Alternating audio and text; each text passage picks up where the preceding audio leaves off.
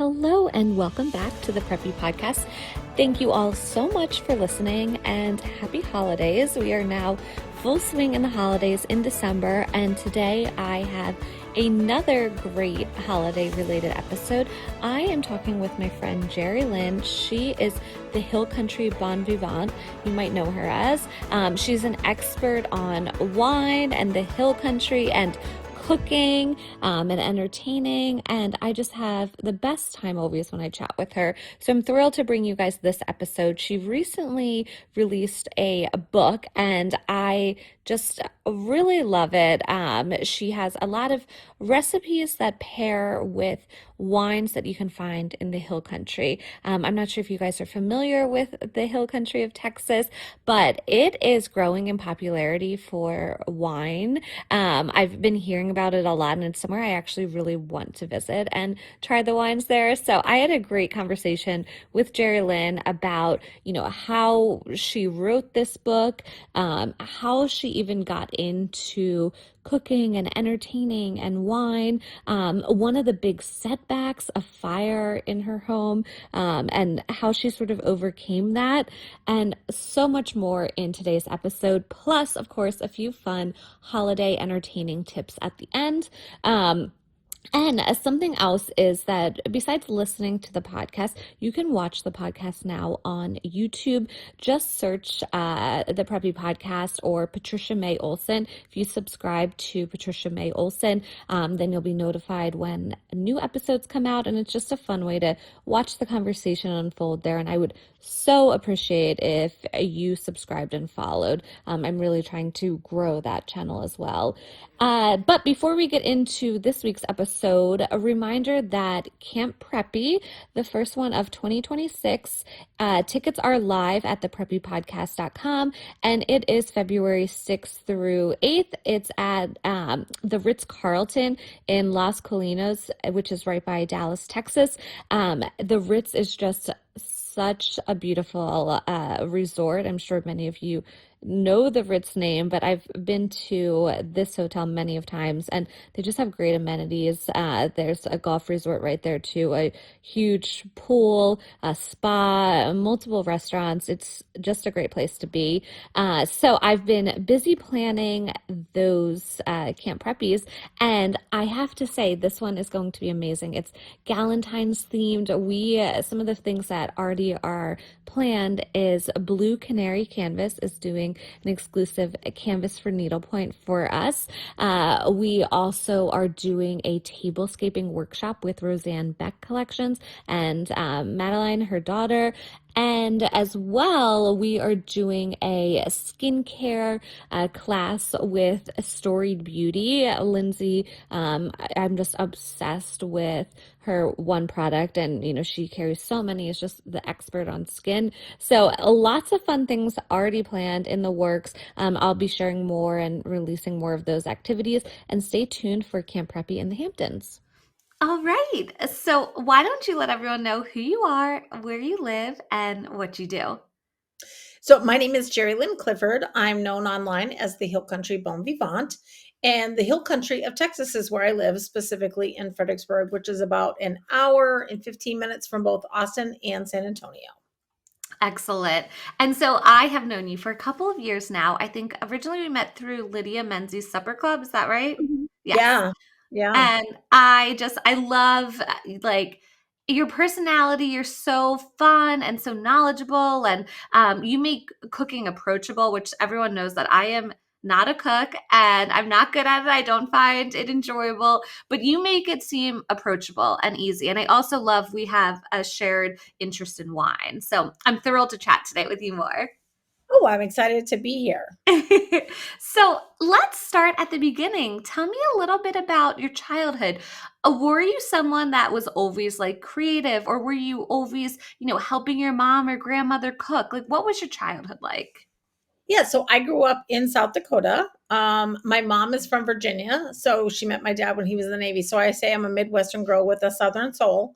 And I actually had, I'm kind of a mutt. I had very different influences on both sides. So on when I was in South Dakota, I would spend a lot of time with my grandmother. I have an aunt, my Aunt Vaughn, who was a caterer, and one of my earliest memories was making cream cheese mints with her. And if you're not from the Midwest, you might not know what they are, but it's basically cream cheese and mint extract and powdered sugar, and it's almost like a clay that you can play with and put it in little forms, and you put a little granulated sugar in there. And if anyone got married or had a baby in the 70s and 80s in South Dakota, you had cream cheese mints.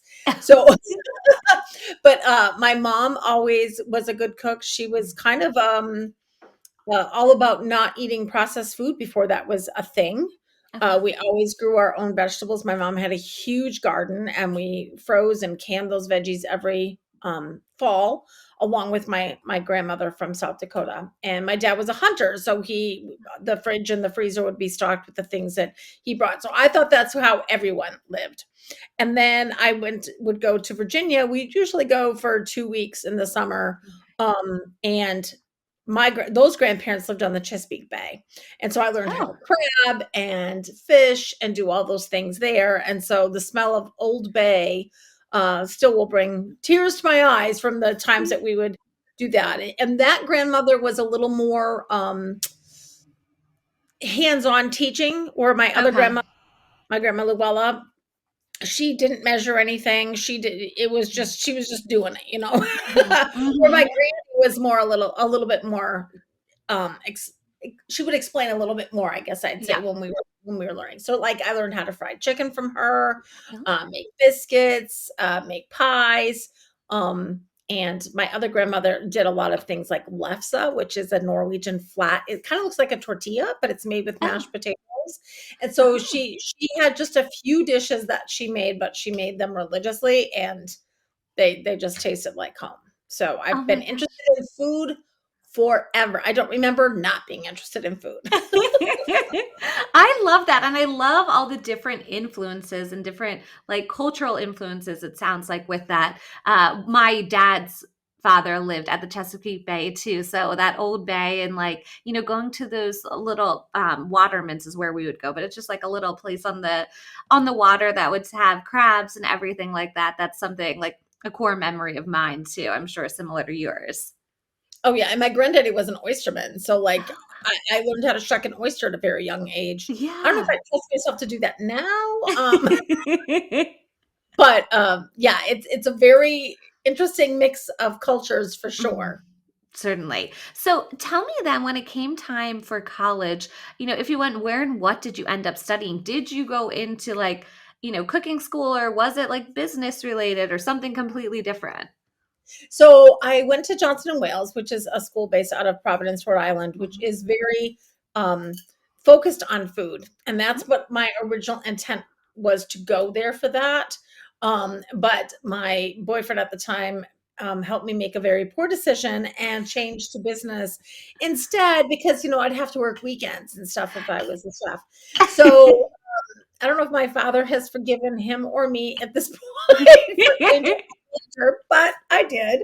And it it actually turned out to be a good thing. I don't know Yeah. if I would have wanted to be a chef in a restaurant and work those crazy hours, because I ended up having Mhm. a family of 4, a beautiful family, and I don't know if I would have done that if I Mhm. was in the restaurant world. But I ended up catering instead, and that you can kind of manage your schedule a little bit more and Yeah. carve out that time. And then at one point, I ended up being a restaurant manager. So Wow. I ran the front of the house, but had a very strong understanding how the back of the house worked. Mhm. So I would say that even though I didn't get the college education for being a chef, I think it turned out to be pretty good, so that I could run my own business and still be in food. Definitely. It sounds like you got the hands-on experience instead, of that formal education, but it worked out because, yeah, now running your own business and things like that, at least you have those business skills, right? So tell me a little bit then about your career journey. I'm going to say leading up to you writing this book, which we're going to talk about your book later. But and becoming an influencer, I guess is what we'd say, right? But so it sounds like you had a catering business. Like, walk me through all of that journey that led to where we are today, kind of. So I catered my first event, I would say, when I was 16. It was my mom's friend was getting married for the second time. So it was a small backyard wedding in Vermont. And my mom is a florist. And so she was doing the flowers. And I just did a couple of appetizers and a couple of salads. And this was back in the 80s. There was no Mm. internet, there was no Google. It was going through old Southern Living magazines that I would steal from my granny's house when we come home. And Better Homes and Gardens that my mom had, and finding recipes to try.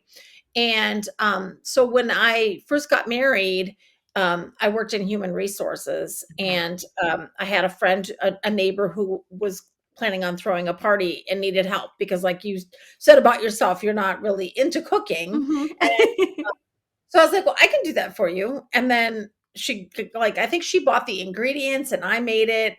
And then she's like, how much do I owe you? And I'm like, well, nothing. And she's like, what? And I was like, right. I could make some money doing this. It just Yeah. was not in my head. So I kind of started as a side hustle. I Okay. had children very close, and I had 4 kids in 5 years. Wow. So there came a point where I needed to stay at home. Um, just financially, it didn't make sense to put all the kids in daycare. So Mhm. it was something that I started doing on the side to make some extra money, vacation money. My kids end up getting into sports that were very expensive, like football, lacrosse, Yeah. and hockey, which none of So us. wow, hockey, yes, my friends' kids, yeah. So it was kind of a way to pay for those things. And Mhm. then um, I eventually had a full-time catering business. But that was when my kids were a little older. That was after I managed the restaurant.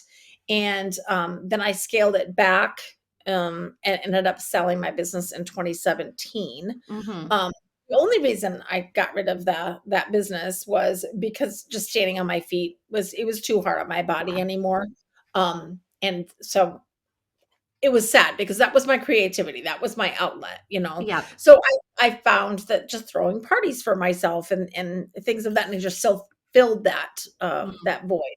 And then we moved to the Hill Country in 2019, and um, I had been a manager of an anesthesia department back in Massachusetts. So there's a Okay. small rural hospital here, and so I applied.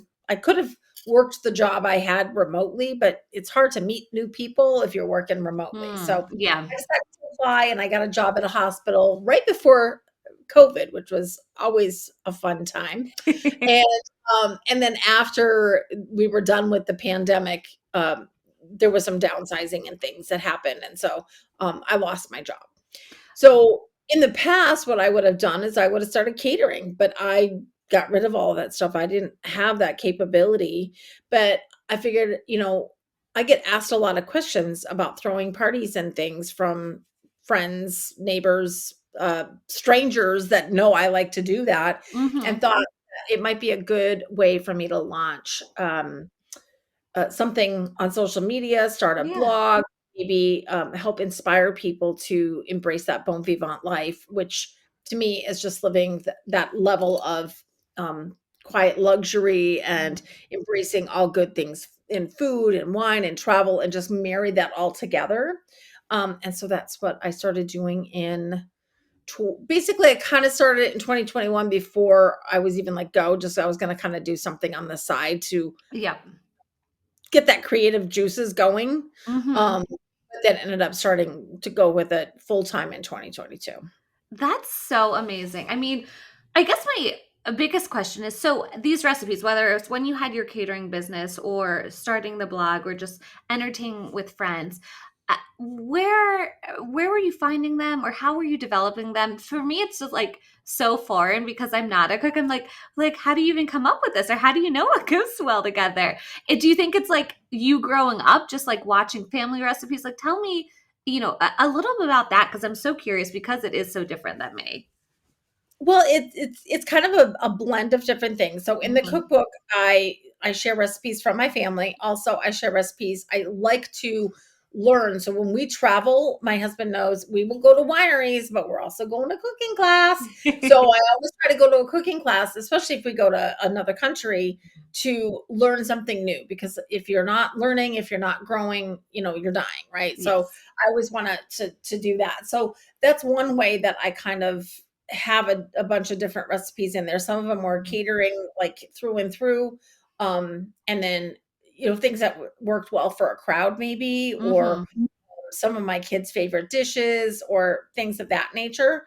But basically, there's like some components in a dish. So I won't get too nerdy on this, but if you think about the components in a dish, you usually have, let's go with a salad, right? So Mm-hmm. you have your lettuce, that's your base, and then you have to add things that complement it or contrast with it. So Mm-hmm. um, if you do something that complements lettuce, it might be like little tomatoes or sliced up cucumbers or whatever.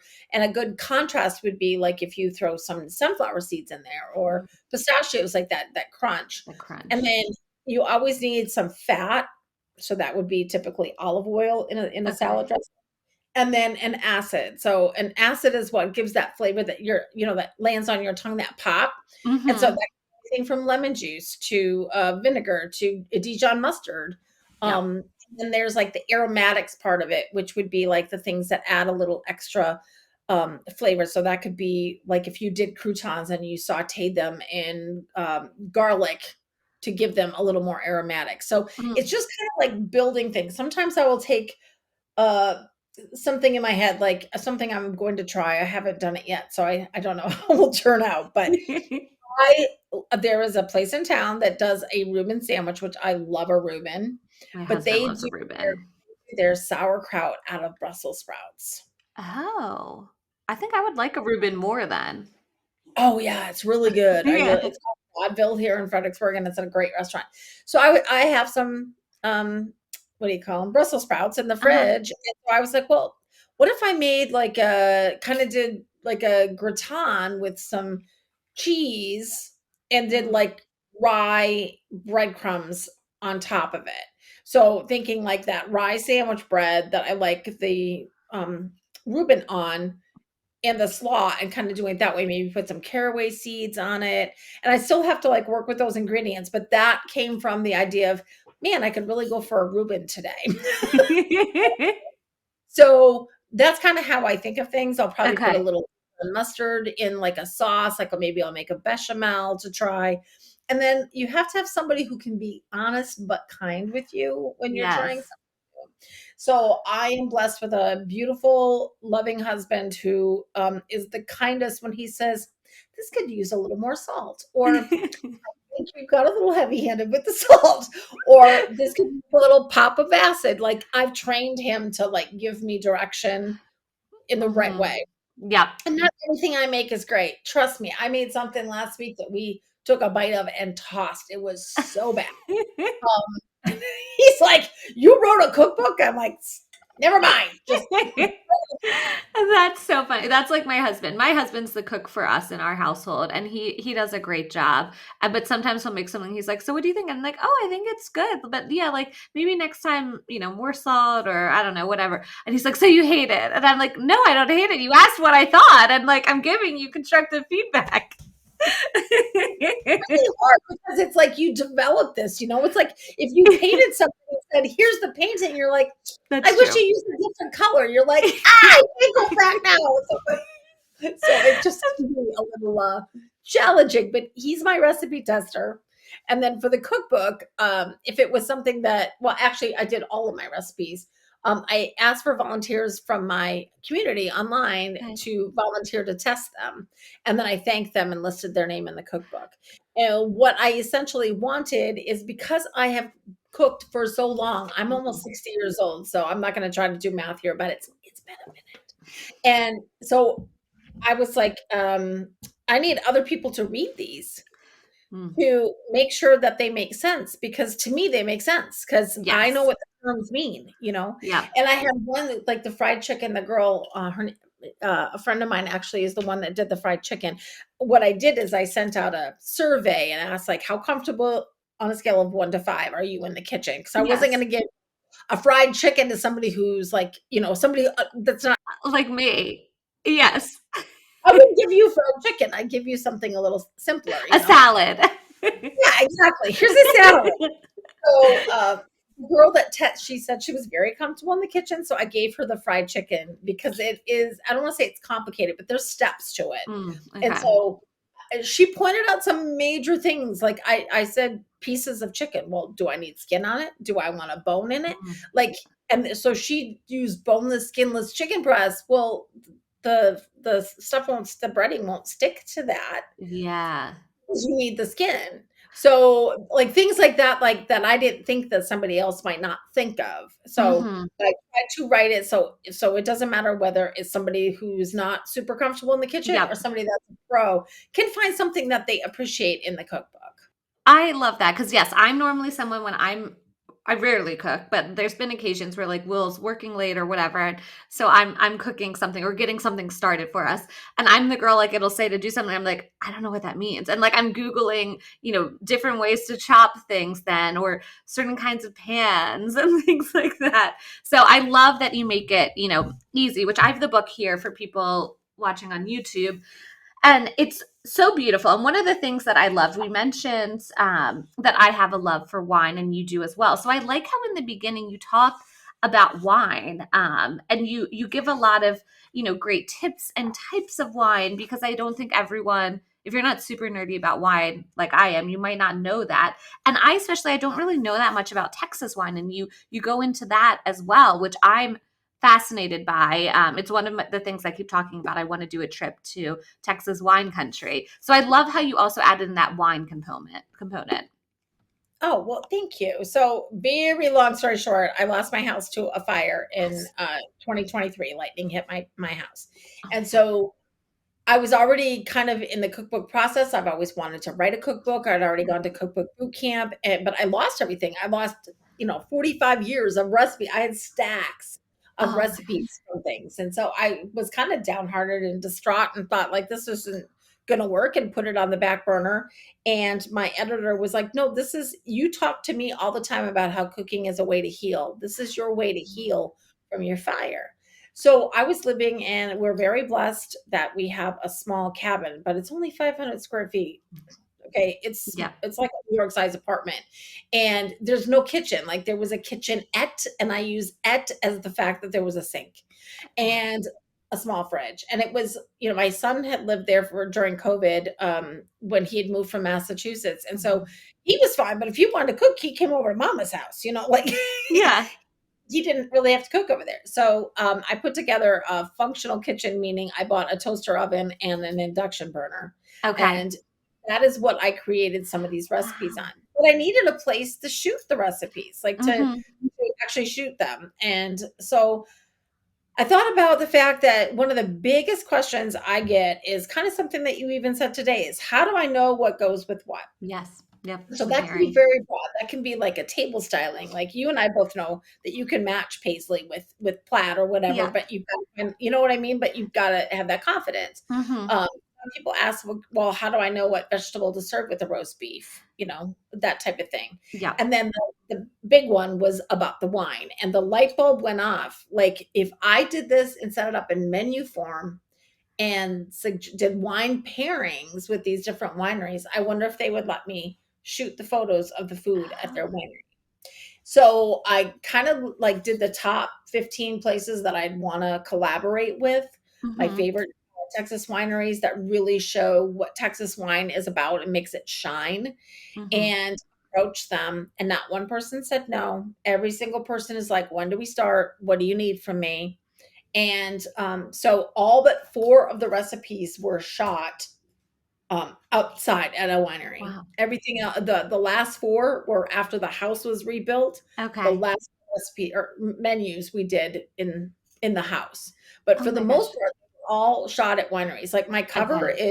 is at a place called Lost Draw, and my photographer was wonderful. Like it's we're in Texas, so there's cactus, so she goes and she cuts a cactus, and like so Yeah. we use the outdoors for the most part. They were all shot outdoors. There's a couple Okay. of them indoors in the winter, but and so I collaborated with the wineries, and then they've all been super supportive, and a lot of them have purchased them to put in their tasting rooms for their visitors to try. And so I think it just packages it in a well-rounded package, Hmm.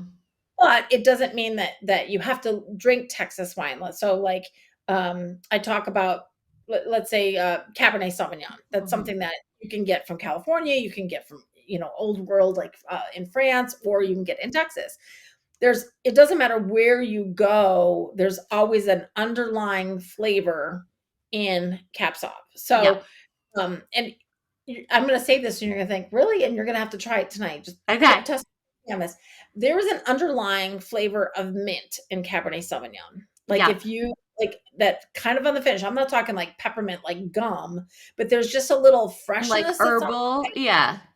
Yeah, like a little herbaceousness that's on the back of that, and it doesn't Mhm. matter where that grows. That is like that's how, Mhm. Psalms can do blind tastings, is because a grape tends to have the same, flavor profile, Yeah. basic flavor profile. You can eliminate other things. So Yeah. you don't have to drink Texas wine or be down here. I would love if you came down here or ordered it from wineries, but this cookbook will pair it with any Cabernet Sauvignon or any Grenache or any Chardonnay that's not an oaky Chardonnay, but more in a steel barrel. So, um, and I try to do descriptions of each of the wines. Mhm. So, like the Chardonnay that I pair with a roast chicken, which is a perfect pairing. Um, they do it in steel, so it's a little lighter flavor versus Yeah. if it was done in a big oak barrel and it tastes like you stirred it with an oar from a boat. That is not the flavor profile I shared. If Mhm. that's something you want to do, then that works. But that's just an example of a pairing. Yeah. Well, I think, doing that was so smart because not only does it show, being able to switch to plan B, which I talk about so much on the podcast. Being an entrepreneur is always like, nothing's ever going to go perfect. Most of the time, you can count on it not going like you planned. So, being able to be flexible and have a plan B and rolling with it. And I also think doing so kind of there's so many cookbooks out there, just like there's so many podcasts out there. So you're able to be different in the aspect that you're spotlighting these Texas wines because that's part of your lifestyle and where you live and something you're passionate about. So I love that. But then also the relatability of it doesn't have to be Texas wine. You can use other kinds of other places for wine, just like use the grape and such. So I think that was so great. So tell me a little bit about the process of writing. Obviously, we talked about, having to develop these recipes, how you develop them.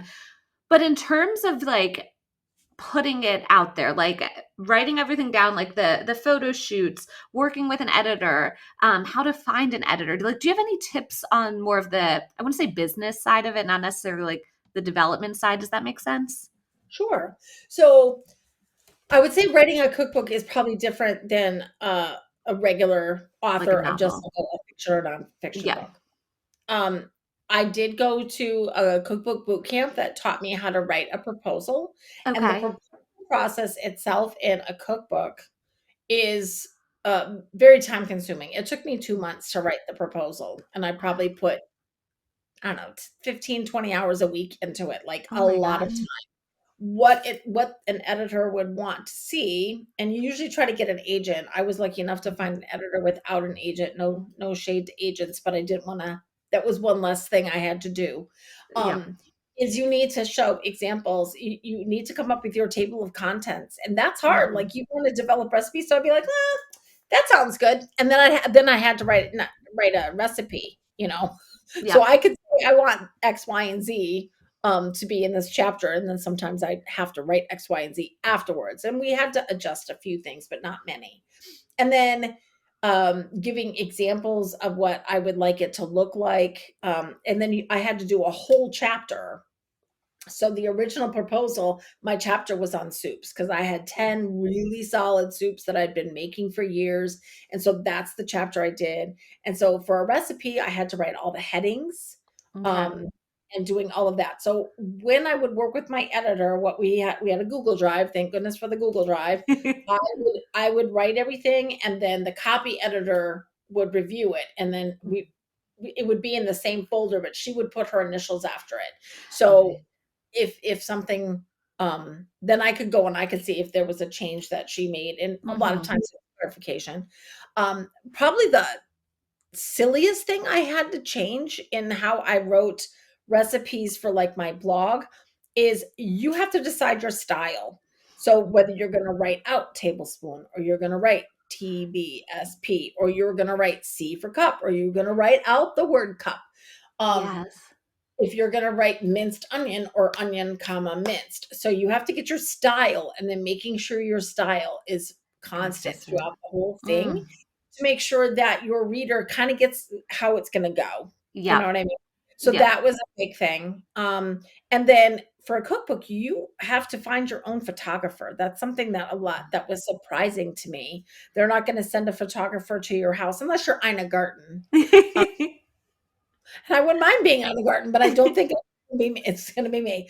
And so I had to find a photographer, and I didn't some people had talked about maybe like renting an Airbnb and doing everything at an Airbnb in like 4 days, and just having the photographer and just pumping out food and pumping out food. Oh my God. I would be exhausted. Well, yeah, I'm exhausted thinking about that. But not only that, I wanted the food to be real, meaning I wanted us to be able to eat that food when we were done if we needed to, or if we wanted to. Because a lot of times in cookbooks, it's styled. Yeah. Like, you know what I mean? Like they put Mhm. Vaseline on something to make it look shiny. You're Yeah. not gonna I didn't do that for any of it. If That's smart because you don't it's, like, misleading then, I feel like. exactly. And if you look at my lasagna, um, I made that in a toaster oven, and so I was very distraught when I took it out of the toaster oven. You can see there's stripes from, the little bars in the toaster oven. There's a Uh-huh. stripe of brown, a little white, and a stripe of brown. And I was talking to my photographer and saying, "Should I get a torch and do it a little darker?" And she said, "No, this is your story. Yeah. Like this is you made it in a toaster oven, so Yeah. embrace." So I had to find somebody that understood me, Mhm. understood my circumstances, Mhm. and was willing to do all these little photo shoots all over the place, because it would be like, this week we're going here, this week we're going there. And her name is Edit, Okay. and she was game. We just figured it all out together, and I kind of then came up with a style guide. So I had an outline of the chapters and kind of the vibe I was going for. So Mhm. there's one that we did at a winery called the Degavino, and the inside of that winery is very mid-century modern, I guess I'd say, Okay. with the style. And then they have a bunch of old albums. And in my mind, I wanted those albums in my pictures. And so everything we did was like pink and orange and very like 60s vibe going, as far even the linens in those Uh-huh. pictures, to capture that winery's Mm. feeling. And so they're all styled with a theme. And then she was great because I would style it, and she'd say, looking through the lens of the camera, she could say, "Well, there's too much white space here. Can you move Yeah. something over here?" And a lot of times it'd be like, a handful of peppercorns or fennel Yep. seed or something. Some perspective to the space. So finding a photographer was hard, but once I found the perfect person who understood what my goal was, Mhm. it was great. And then finding an editor that you trust, and that like is not going to turn your ideal project into something that they want. Instead, they help you kind of form your ideal project together. And then I Okay. had graphic artist who, like, we'd have meetings, and I'd say, like, I want the color of my font to be my logo, because my Mm. logo is red wine. So it Yes. can't be that brown. I need it to be a little more red. More red. Yep. I think we got it to be a little it's like the color of Grenache, I think. I think I love that. You're speaking my language because no, I'm like, yeah, you don't want it to be like old world, like aged, like a super Tuscan. You want it to be, more of red, like a Pinot Noir from California. exactly. So having a graphic designer understand, and she did like 4 or 5 covers, and I didn't like any of them, but it's because the photographer had taken such great pictures, but I was in a lot of them, Okay. and I didn't want to be on the cover. This was not a book about me. This was Mm. a love letter to where I live and the community that helped us heal and get reborn, for lack of a better word. Yeah. So I agreed to be on the back cover, but I Okay. I didn't want my face on it. I Mhm. wanted to highlight the Texas Hill Country. So then she understood that and she came back. So there's a lot of moving parts. And then once I was done, once I gave birth to the baby and handed it off to my editor, it was about another month where they went through and dotted I's and crossed T's and did all those things. And then we got a mock up. And after we got the mock up, I didn't love how the lettering looked. Like we kind of had a shadow. So we took the Okay. shadow away. We worked a little bit more on the color. They found lipstick on my teeth in one picture that none of us had seen. There was You're like, glad we caught that. I want lipstick on the teeth. And then there was one where we had renamed it in one section and not in the table of contents. So you go through, then you have to go through the book after it's been come out and go line by line. And when you read something so many times and you wrote it, sometimes it's hard to see that. But Yeah. I haven't had anyone say they found an error, and I'm hoping they don't. No, I think it's perfect. So from start to finish, from the time I started the book to the end was about 18 months. Wow, okay. That's what always surprised me is books take longer than I think people ever imagine, right? Oh, yeah, yeah. Yeah. I actually had a winery ask me why I didn't consider them, and I said, "You weren't around when I started this project." Oh Maybe my next gosh. time. If I sell enough, Yeah. maybe I'll do a second book, but, yeah, that was fun. So now looking at your book, A, what is your favorite recipe in it? And then B, what's one that you think everyone should try that's maybe like, really interesting, or maybe it's good for a beginner, like whatever your reasoning.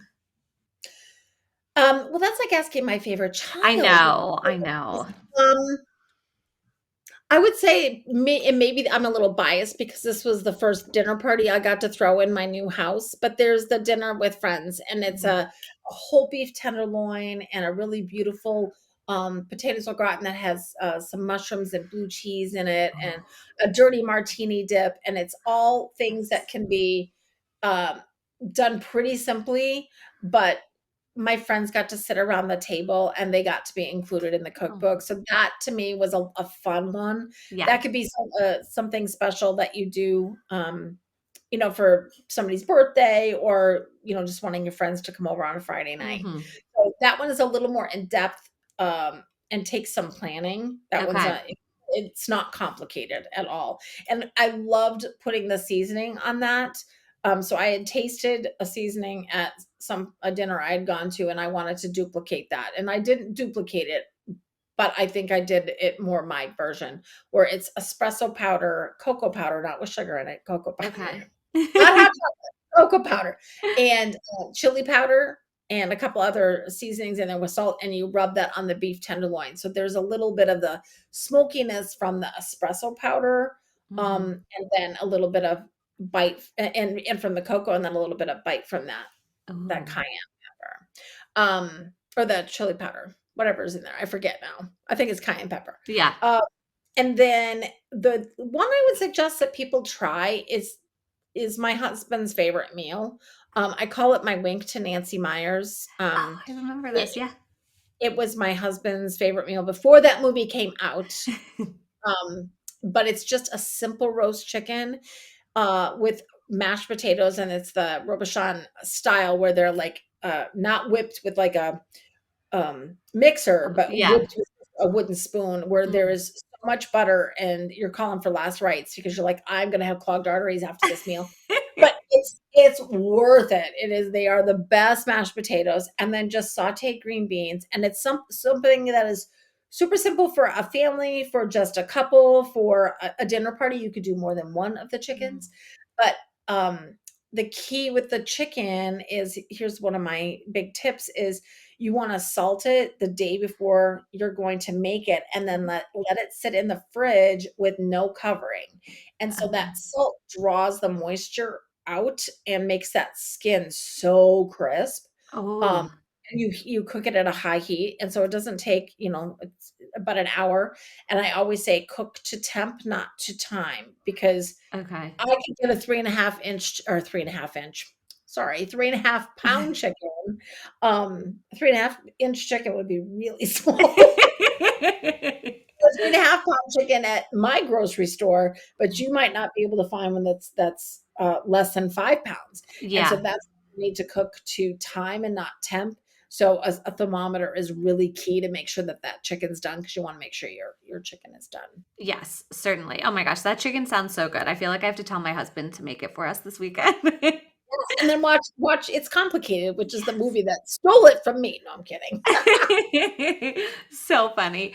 Um, Now I'm curious if you could cook for anyone or have anyone over for a dinner party, who would it be? Anyone in the world, like famous, dead or alive, like who would you want? Well, Julia Child is my inspiration, so I would love to sit down with Julia, but I'd like to cook together. I wouldn't like to cook for her. I'd like to cook Okay. together. And maybe pull Ina Garten in there too, and the 3 of us could sit and chat. And Nancy Meyers, maybe? I would love for Nancy to come. Yes, that would be a really good that'd be a nice 4 of us for dinner.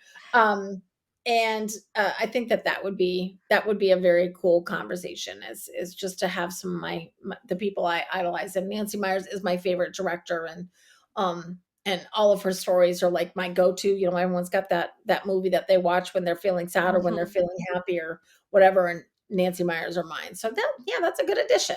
And you, Patricia, Same. I will invite you to come, and Oh then we my can gosh, really I would love that. But I'm not helping with the cooking. I'll oh, just sit no, and watch you you just guys and enjoy. yeah. I love Nancy Meyers movies too. The Holiday is one of my favorite. I watch it year round. Like it doesn't matter if I'm, feeling down or maybe I'm just tired and I just want an easy watch, I always put on The Holiday. So, since this is the Preppy podcast, I always ask everyone, what does preppy mean to you? So, how would you describe preppy? I would say quiet luxury is kind of like a phrase that I would think of with when I think of preppy. Also classic style. Like I was a preppy in the 80s. Like, I had 3 polo shirts with the collars popped um and I still think I could pull that off today. Yes. I mean, you have your pearls on your pink today. Yeah, so just something that's classic and that quiet luxury that is Mhm, not you're not wearing neon, you're not screaming, mhm. "Look at me," but it's like you look put together, Yeah. and I think that it can go across, I think I have kind of a preppy style house. It's a Ralph Lauren met Nancy Meyers and got married and, built a house in the Hill Country, so that's kind of I would say I even have pink furniture. Oh my gosh, I love it. I'm coming to visit you soon, JeriLynne. We're gonna go taste wine and then hang out in your preppy home. I can't wait. So, for the holiday season, I have a little holiday series where I am asking some questions and interviewing people in the entertaining, the cooking, that sort of space. So, I have some questions for you. The first being, do you have a tip that helps people stay organized or stress free when it comes to holiday entertaining or cooking and that stuff? Yeah, I have a couple of them. The first Okay. thing is, what's called mise en place. So it's the French style of making sure you have all of your ingredients. So plan that menu ahead of time. I would suggest not trying anything new unless you can experiment beforehand. So, like, don't do the Brussels sprouts that I just talked about. Try them before and have everybody go, "Ugh." So make sure you're not doing anything new. Don't do too much. Like if Mm, you want to just do the turkey and have people bring your sides, that's great.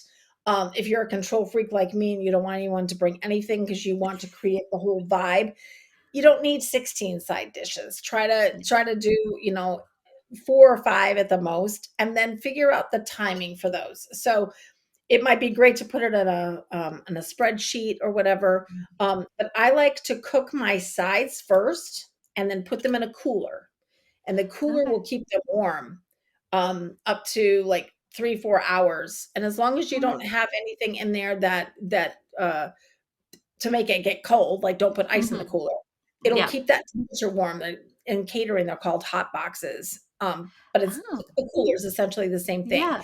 But once you have your sides done that have to be in the oven, then cook your turkey.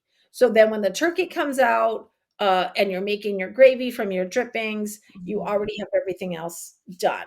The other thing is if you're doing a sit-down meal, set your table even a couple days beforehand, like Yeah. make that be somebody else's, like you don't need to worry about that.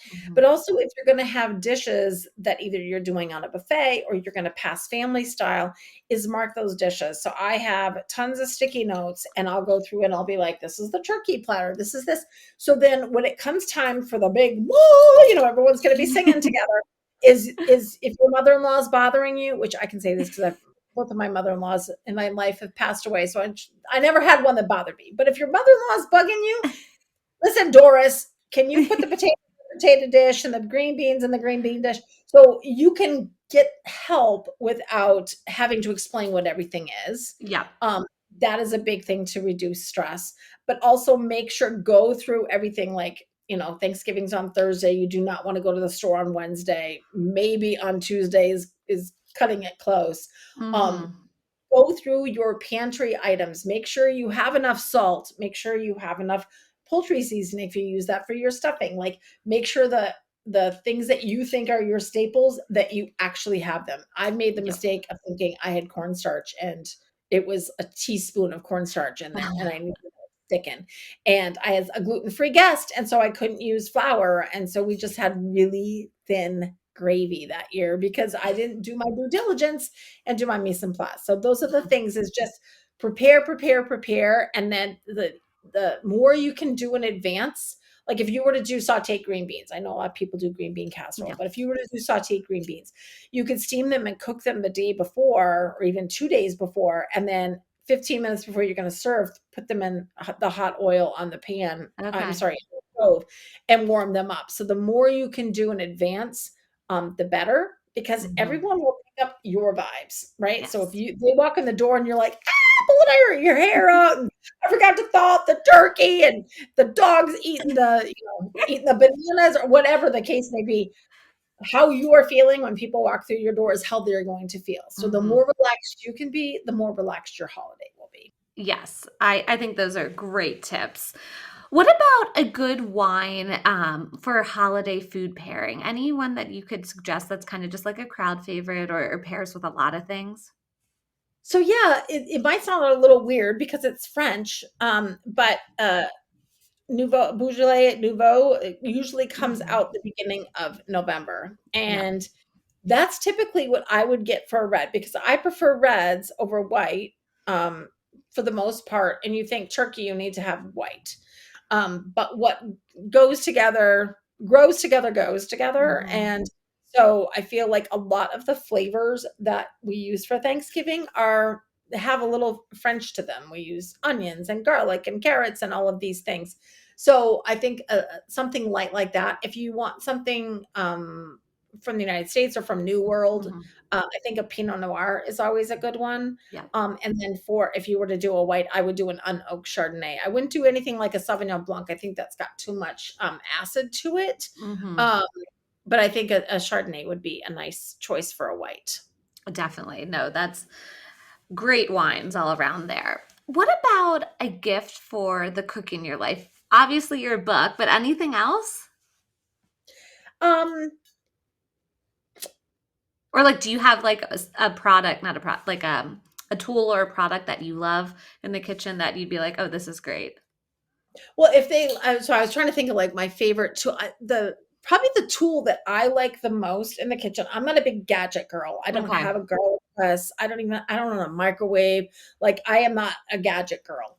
Um, so I would say the one thing that people, when they come to my house, they use and they're like, "What's this?" is a, fish spatula, and it's Hmm, just super, super thin and flat, and it's great. You can use it to turn eggs, you can use it to turn anything, but a good fish spatula okay. is a wonderful one, and if you can get one without the wooden handle that's all one piece, I think there's a company called Material that Okay. has kitchen gadgets, and I also think that's on my Shop My um, app, and Okay. it's really easy to use, and instead of, like, the Teflon spatulas that are kinda thick to get Mhm. under something sometimes, it can rip it or tear it, and this is really thin because it's meant for delicate fish. So that's probably, like, something that might be interesting. The other thing is I love bringing good olive oil or a good vinegar. Mhm. Um And especially if you know that they like to make salad dressing. I don't buy salad dressing. I make all of my salad dressings from scratch. And having a good olive oil, like good quality olive oil or a really fun vinegar, can really Yep. amp up that game of theirs. So one I really like is called it's an orange blossom vinegar, and it's from a company, I think it's just called like the letter O. They're out of California and they have some fun flavored vinegars, but the orange Uh-huh. blossom, it just adds some vibrancy to the vinegar that's not um overpowering, but you can tell that there's some citrus in there. Yeah. So something like that is fun. And last but not least, flaky salt. I Mm. love good flaky salt Yeah. and getting now there's like they have smoky flaky salt from Malden that is I think it's fantastic on like I put flaky salt on my cutting board before I'm going to put like that fillet that we talked about. Yeah. Before we're going to cut any meat, if you put the salt down, a flaky salt down on your cutting board, put your meat down, let your meat rest, and then when you go to cut it, cutting and bringing the knife down to the cutting board and then bringing it back up, you're bringing a little bit of that salt back up with the juice. Mm. And so if you got the smoky salt, that would be fantastic. It also might be really good with a Bloody Mary. Ooh. I I love a flaky salt, like, on top of our pizzas when we make them or steak, but I'm also cracking up because that fish spatula, I'm like, "Oh, that's what that is that we have in the drawer." I'm like, "Huh, I've always wondered about that weird spatula." It's the good spatula. It's the good spatula. But flaky salt's even good on a chocolate chip cookie. Like if you buy the rolled dough and you cut them up, just put a little flaky salt on it when you take it out, and just that salt with the chocolate. It's Mm. just So good. Okay, so one more holiday question, and that is any like tip or secret weapon for adding holiday magic or sparkle to the season, whether it's, something for a tablescape or cooking or entertaining. Like, for example, I love edible glitter. I think it's so fun to put like in drinks some sparkle or on top of a dessert. Like, do you have anything like that? Like a little tip to add some magic or make something more special for the holidays? so there's a couple things. If you're going to have guests in your home, I like to have kind of a breakfast bar sit out. A lot of people don't like to sit down to breakfast anymore, or they might do want a bigger lunch or something. Mhm. But if you make it so it's out so your guests can kind of help themselves, it's something I like to do, not just around the holidays, but anytime. Meaning, like you can do either ricotta or a yogurt. I Mhm. tend to get like a plain yogurt and put some honey, make some homemade granola, and have fruit. And just make it so people could maybe they just want a little handful of granola, maybe they just want some berries, maybe they want to make the whole Mhm. thing, make like a little parfait. Um, and also have some different coffee syrups out so they can make like a flavored coffee, make their coffee a little jazzy. As far as the table styling, one of my favorite things to do is use fruit. Okay. So, fruit of the season, like pomegranates are gorgeous. You can do, I've taken wine boxes and put something in there to take up some of the height, maybe some books, Mhm. and laid greens in there, and then just kind of layered some fruit and some candles. And you Pretty. can do a really cool centerpiece with natural stuff. Even those red pears are gorgeous. Yes. Or you could go citrus and you could go lemons and limes and oranges and get all different like mandarins and different things like that. So using natural things in your table stylings, I think is great. And then you can always eat it afterwards sometimes too. No, those are great tips. I love that. And I just had the best time chatting with you today. So, final question is where can people find you, follow you on social media, buy your book, like all of that good stuff? Let everyone know. Sure. So my book is available through my website. It's hillcountrybonvivant.com, and that's BON, V as in Victor, IVANT. I chose not to sell on Amazon and to only sell through small shops. And so I have my book printed in the United States, and it's shipped from my publisher's house, Uh, or not from their house, but the publishing house. Yes. But it's available on my website. And then my social is on Instagram. I'm the underscore hill underscore country underscore bone underscore vivant. Sorry for all the underscores, but somebody hijacked my Instagram and I had to start over. So That's what I got. Lots of underscores. But once you hit Hill Country, it should automatically fill up. I love that. I'm the same way. I'm Patricia underscore May underscore because Patricia May Olson was already, someone took that, but we are where we are. So we're underscores. Yes, exactly. Well, JeriLynne, as always, I just had the absolute best time talking with you. I feel like we could go on forever. But in honor of everyone's time, I am just so happy that you were able to be on the podcast today. So thank you. Well, thank you for asking me. I enjoyed it. Thank you so much for listening to the Preppy Podcast. I hope this put a little prep in your step for the day. Please subscribe, rate, and review on wherever you listen to your podcast, and follow along with @the Preppy Podcast on social media.